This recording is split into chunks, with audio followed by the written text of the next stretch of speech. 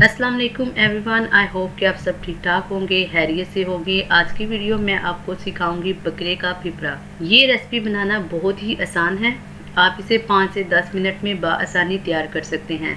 ये रेसिपी देखने में जितनी खूबसूरत और ज़बरदस्त नज़र आ रही है, ये खाने में उससे कहीं ज़्यादा मज़ेदार होगी। तो चलिए स्टार्ट करते हैं अपनी वीडियो को।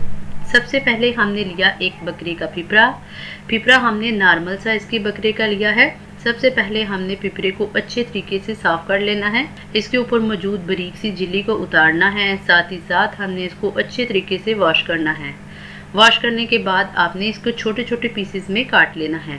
आपने यहाँ पे एक बात को मेक श्योर करना है कि आपका जो फिपरा है वो ज़रूरत से ज़्यादा छोटा कटा हुआ ना हो, और ना ही इसकी जो बोटियाँ हैं वो ज़रूरत से ज़्यादा बड़ी हों। ठीक है, इसको दरमियानी साइज़ में काटना है। तो सबसे पहले हमने ली है एक कढ़ाई में डाला है हमने अपना फिपरा डालने के बाद हमने इसमें डाला है प्याज। मैंने तकरीबन इसमें 2 बड़ी साइज के प्याज इस्तेमाल किए हैं, जिनको मैंने बारीक बारीक काट लिया था। साथ ही साथ मैंने कुछ लहसुन के जवे इस्तेमाल किए हैं। मैंने यहाँ पर देसी लहसुन इस्तेमाल किया है। देसी लहसुन इस्तेमाल करने का फ़ायदा ये है कि इससे आपके गोश्त में मौजूद जो स्मेल है वो बहुत अच्छे तरीके से ख़त्म होती है। साथ ही साथ इसमें मैंने डाला एक टमाटर। मैंने एक बड़ी साइज़ का टमाटर इस्तेमाल किया है। इसके अलावा मैंने इसमें डाली हैं हरी मिर्चें मैंने 5 से 7 इस्तेमाल की हैं। इन चीज़ों को डालने के बाद हम अपने डालेंगे मसाला जात में मैंने डाला है नमक इसमें मैंने आधी चाय की चमची इस्तेमाल किया है।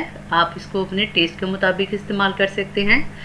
इसके अलावा मैंने डाला है इसमें 1 चम्मच मिर्च और आधी चमची हल्दी। इन चीज़ों को डालने के बाद आपने इसमें डालना है पानी तकरीबन मैंने इसमें 1 गिलास इस्तेमाल किया है।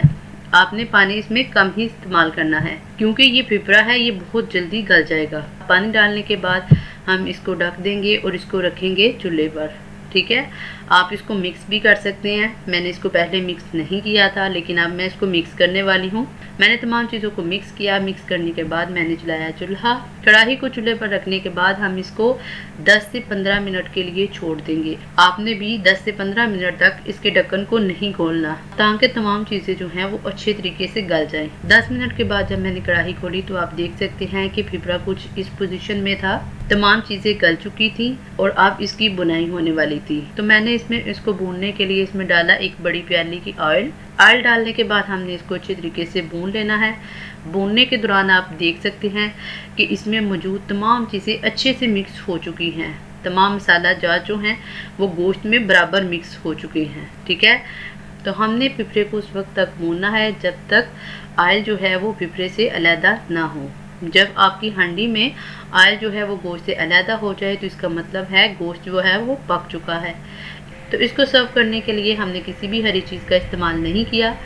तो दोस्तों, ये थे हमारी फिपरा बनाने की आसान सी रेसिपी। आप इसको 5 से 10 मिनट में बआसानी तैयार कर सकते हैं। आप इसको रोटी और नान दोनों के साथ खा सकते हैं।